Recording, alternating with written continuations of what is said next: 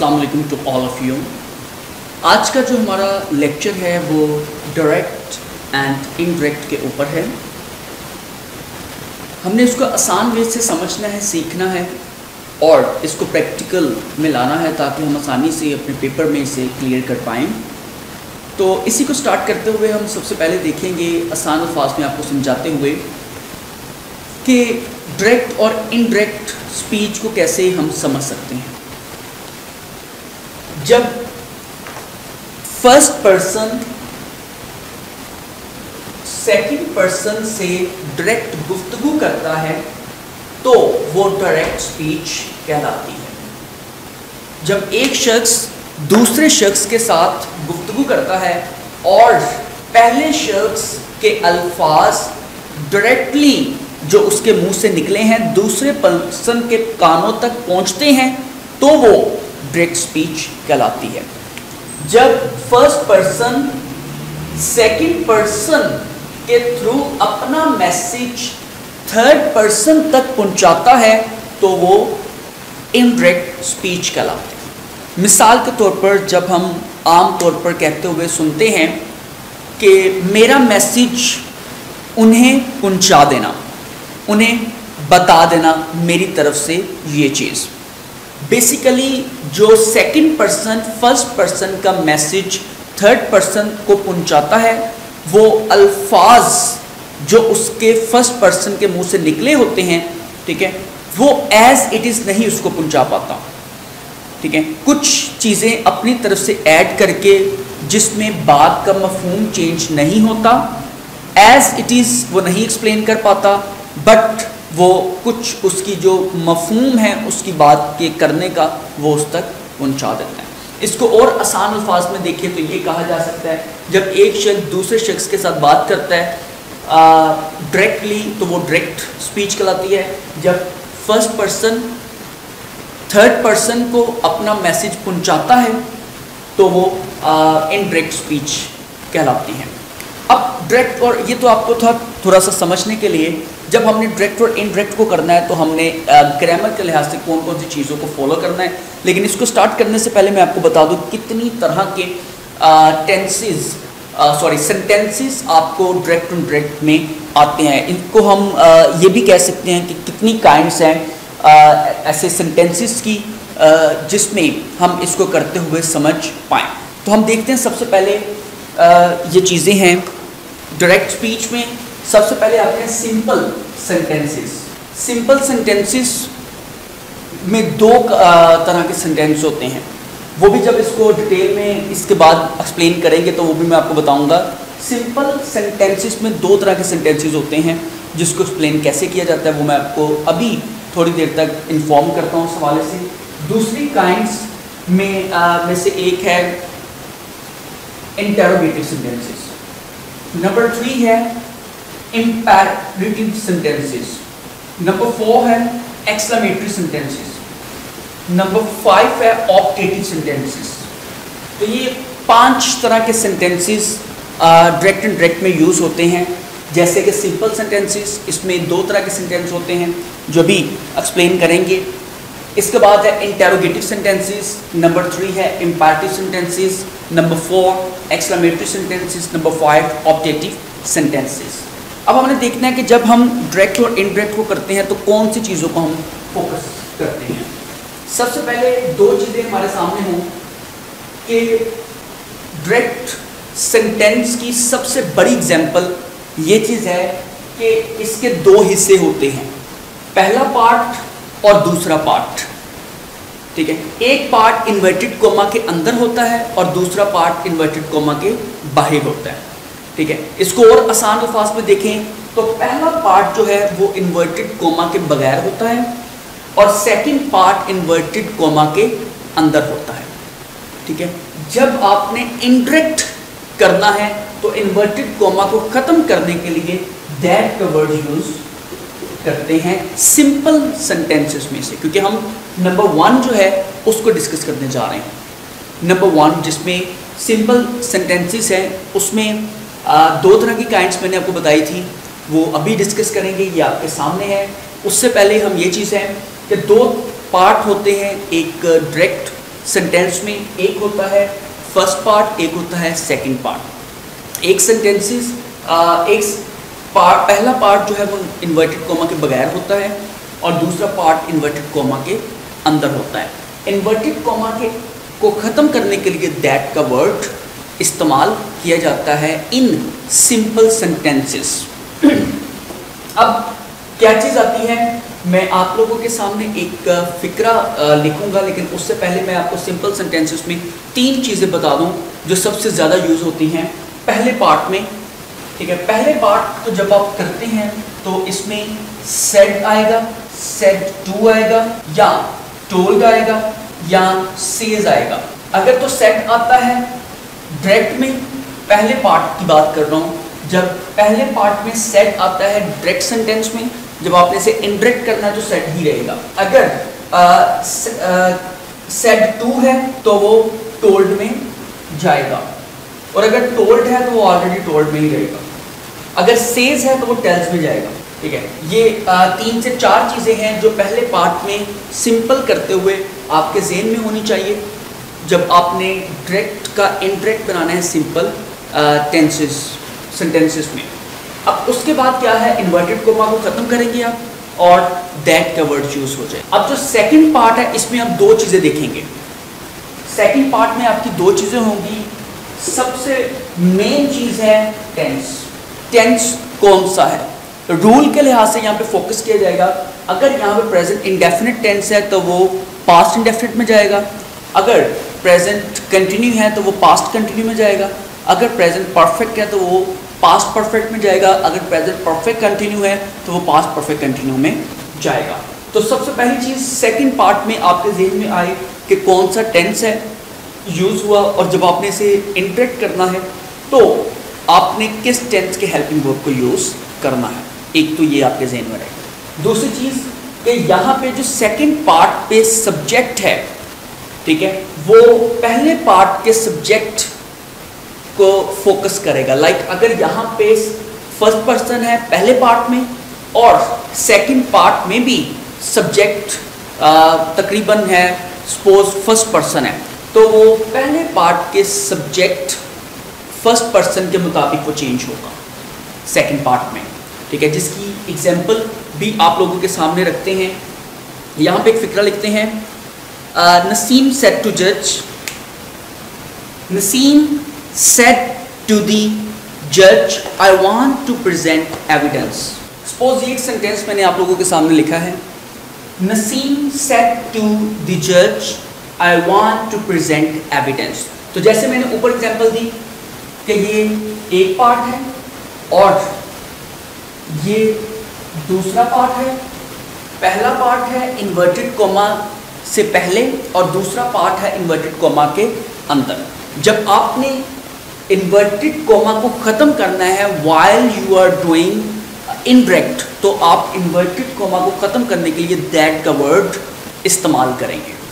Okay, अब सबसे पहले पहला पार्ट हम देखेंगे कि पहले पार्ट में हमने ये देखा है कि अगर सेड टू आ जाए तो यहाँ पे टोल्ड आएगा इनडायरेक्ट में। तो यहाँ पे जैसे कि सेड टू है, अगर टू यहाँ पे ना होता, अकेला सेड होता तो फिर सेड ही आना था।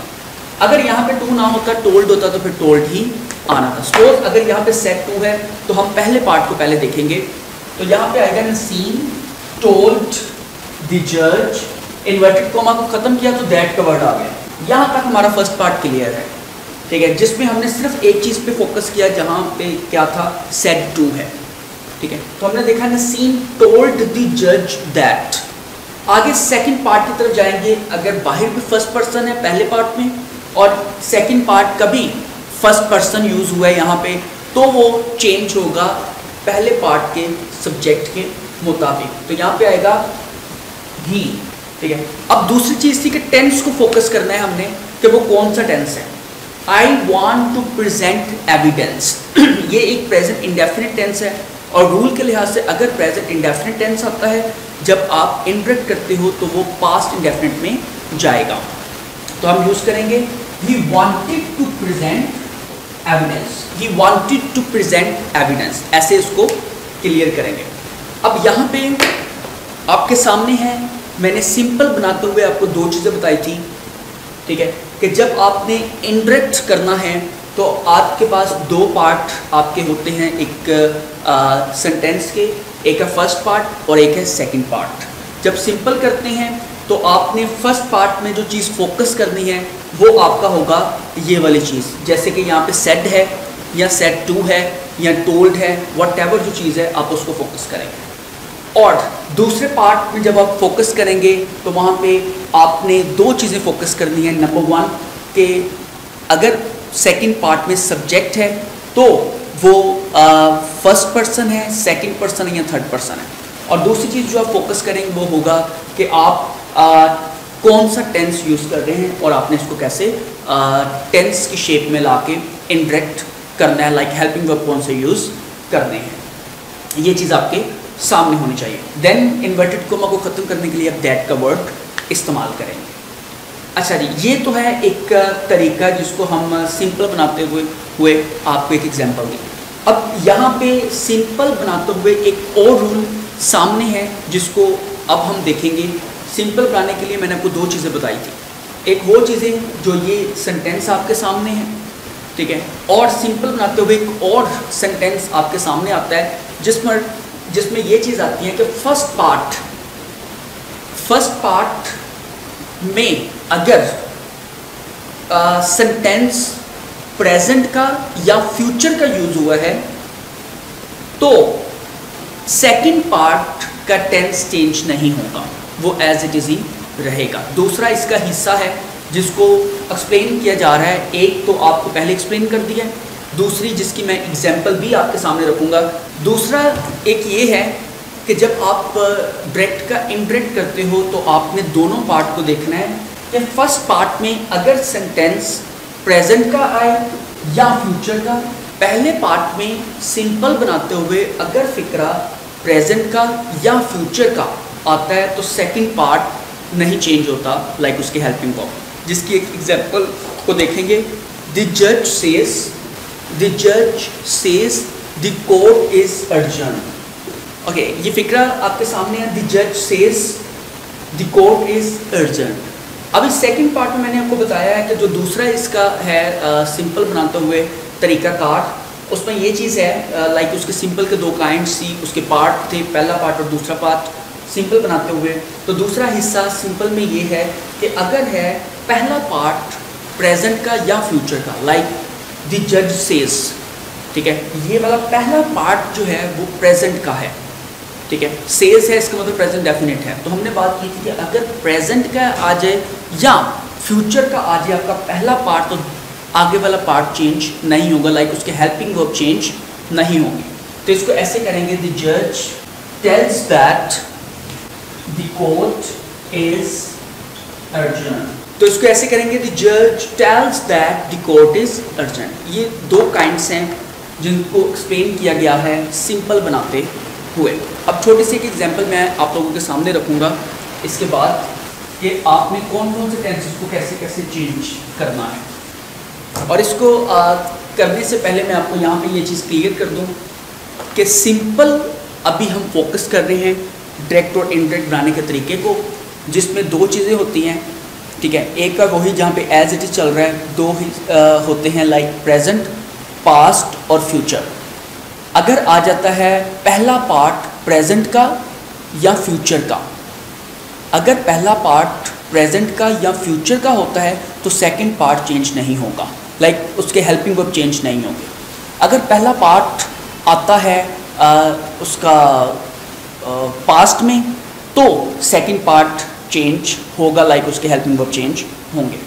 ओके, अब हम देखते हैं कि जितने भी प्रेजेंट के टेंसेस हैं, मिसाल के तौर पर present indefinite, present continue, present perfect, present perfect continue, ठीक है, ये एज इट इज़ पास्ट में चेंज हो जाएंगे जब आप इसको इंडायरेक्ट करते हो तो हेल्पिंग वर्ब ये पास्ट के यूज़ करेगा। मिसाल के तौर पर प्रेजेंट इंडेफिनिट है, अगर हम इसको इंडायरेक्ट करेंगे तो वो हेल्पिंग वर्ब पास्ट इंडेफिनिट के यूज़ करेगा।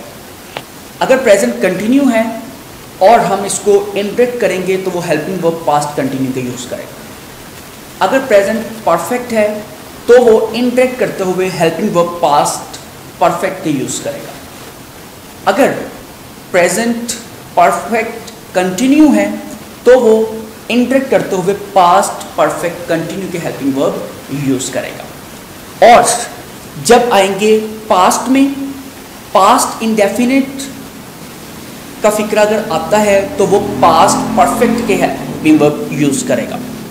अगर प्रेजेंट पास्ट कंटिन्यू का आता है तो वो पास्ट परफेक्ट कंटिन्यू के हेल्पिंग वर्ब यूज़ करेगा। ये नोट्स के ऊपर भी सब कुछ मौजूद है, जो कि पेज नंबर 24 पर है, जो मैंने ये चीज़ें यहाँ पे एक्सप्लेन की हुई है।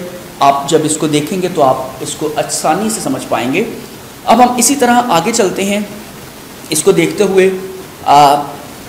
एक तो सिंपल तरीका है जिसमें दोनों चीज़ें डिस्कस हो चुकी हैं। अब हम बात करेंगे इंटेरोगेटिव सेंटेंसेस की तरफ, कि ऐसे सेंटेंसेस जब डायरेक्ट इनडायरेक्ट में आते हैं, लाइक इंटेरोगेटिव सेंटेंसेस, तो उसको कैसे फोकस किया जाता है। याद रहे कि मैंने फर्स्ट पार्ट पे आपको सिंपल बनाते हुए 3 से 4 चीज़ें एक्सप्लेन की हैं।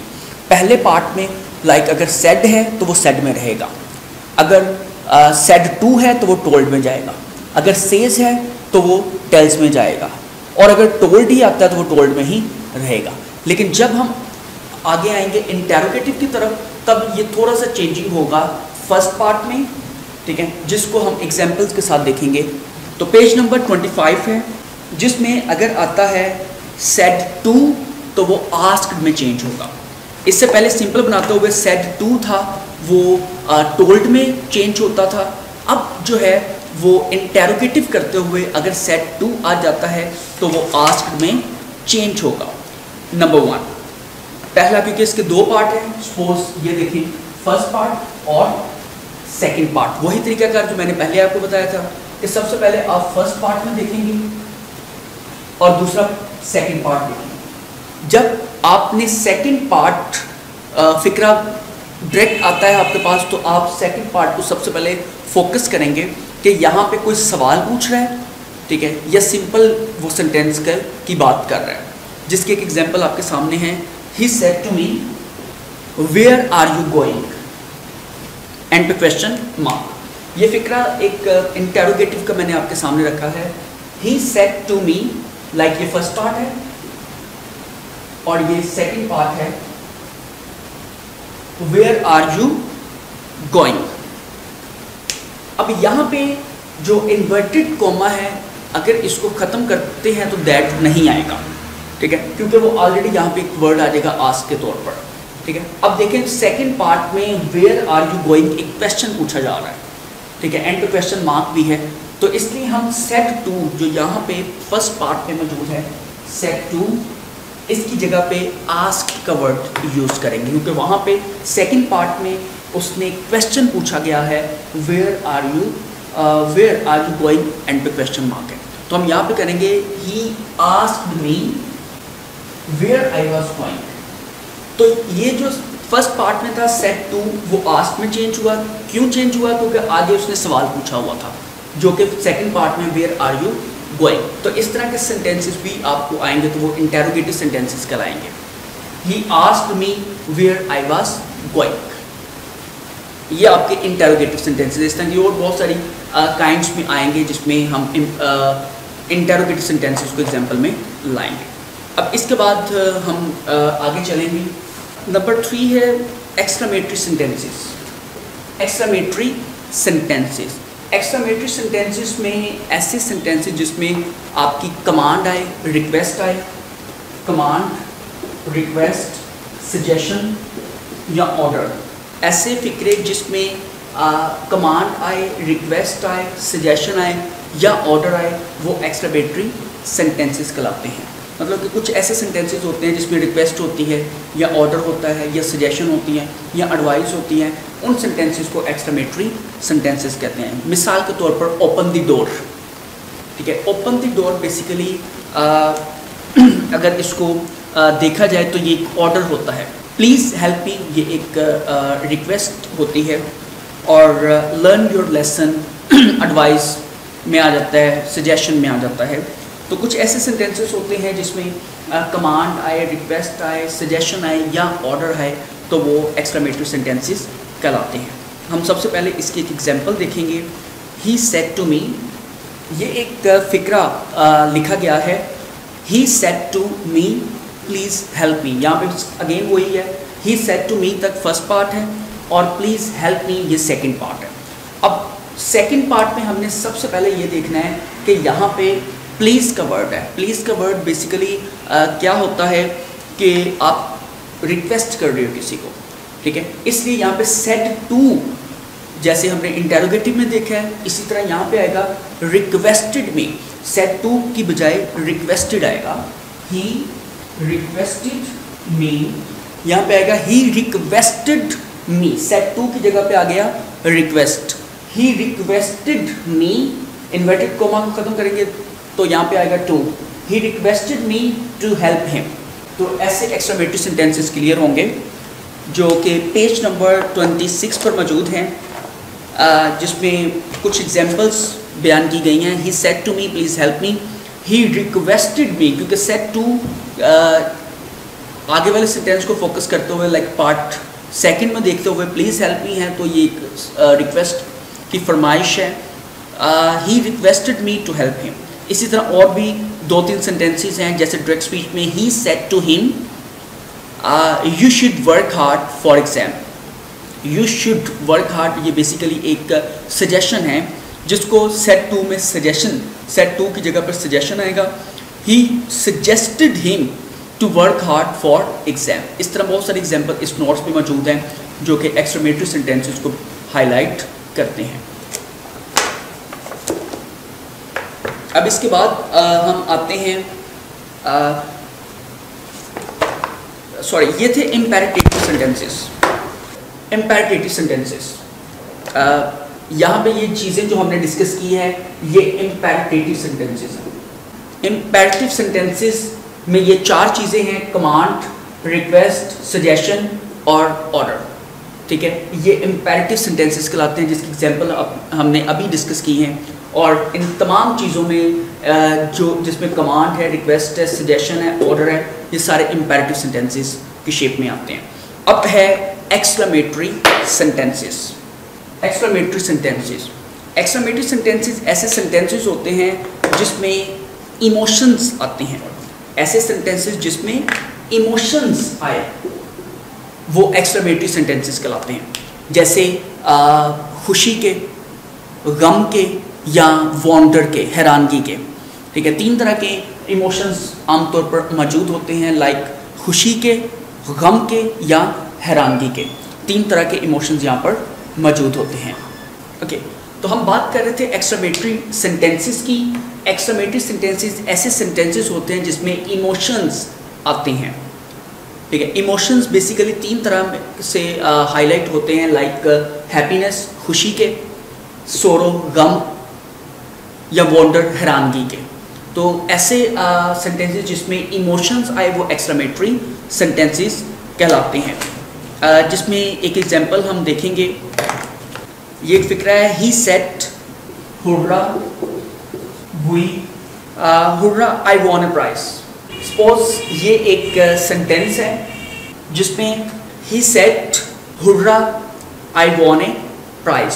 बिल्कुल इसी तरह जैसे हमने पहले सेंटेंसेस को देखा है, लाइक इसके भी 2 पार्ट हैं और दोनों पार्ट में सबसे पहले जो चीज़ हमने देखनी है वो सेकंड पार्ट का देखना है कि वहाँ पे टेंस कौन सा यूज़ हुआ है और वहाँ पे फीलिंग है, वहाँ पे क्वेश्चन है, वहाँ पे कोई ऑर्डर है, रिक्वेस्ट, वटएवर कोई भी चीज़ है तो हम इसको फोकस करेंगे। सबसे पहले अगर यहाँ पे है आई वॉन ए प्राइज, ये बेसिकली खुशी के लम्हात है क्योंकि हुर्रा का वर्ड यूज़ है, ठीक है। हुर्रा का वर्ड मौजूद है तो हम यहाँ पे जब इसको इंटरेक्ट करेंगे तो सेड के बजाय हम यहाँ पे ये मेंशन करेंगे ही एक्सक्लेम्ड विद जॉय।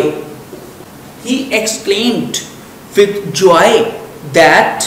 अब यहाँ पे देखें आई जो है फर्स्ट पर्सन है और ही जो है वो भी फर्स्ट पर्सन है, ठीक है। और पहले पार्ट का जो सब्जेक्ट है उसके मुताबिक ये चेंज होगा, जिसमें क्या होगा ही। अब यहाँ पे देखना है I won a prize, I won A price, ये कौन सा टेंस है? आई वॉन ए प्राइस, इसमें ये present perfect, I won A price, ये बेसिकली जो चीज़ है ये पास्ट इंडेफिनिट का टेंस है। आई वॉन ए प्राइस, ये बेसिकली पास्ट इंडेफिनिट का सेंटेंस है। अब रूल के लिहाज से past indefinite tense past perfect में चेंज होगा, जो कि आएगा he had von A price, ये इस तरह होगा। दोबारा से एक दफ़ा सेंटेंस को देखते हैं। फिक्रा था he said hurrah I won A price, ये एक डायरेक्ट सेंटेंस था। अब सेकंड पार्ट में हमने देखा है कि hurrah I won A price, ये जो हुर्रा है ये बेसिकली खुशी को जाहिर करता है। तो हमने ये देखा था कि जब हमने इंटरेक्ट करना है तो हमने एक्सक्लेमेटरी सेंटेंसेस में एक्सक्लेम्ड विद जॉय करना है। He exclaimed with Joy, inverted comma खत्म हुआ, दैट का वर्ड आ गया। देन क्या है कि यहाँ पे भी पार्ट फर्स्ट में भी फर्स्ट पर्सन है और सेकंड पार्ट का स्टार्ट भी फर्स्ट पर्सन से हो रहा है, इसीलिए फर्स्ट पार्ट के सब्जेक्ट के मुताबिक वो चेंज होगा, तो वो ही बन गया।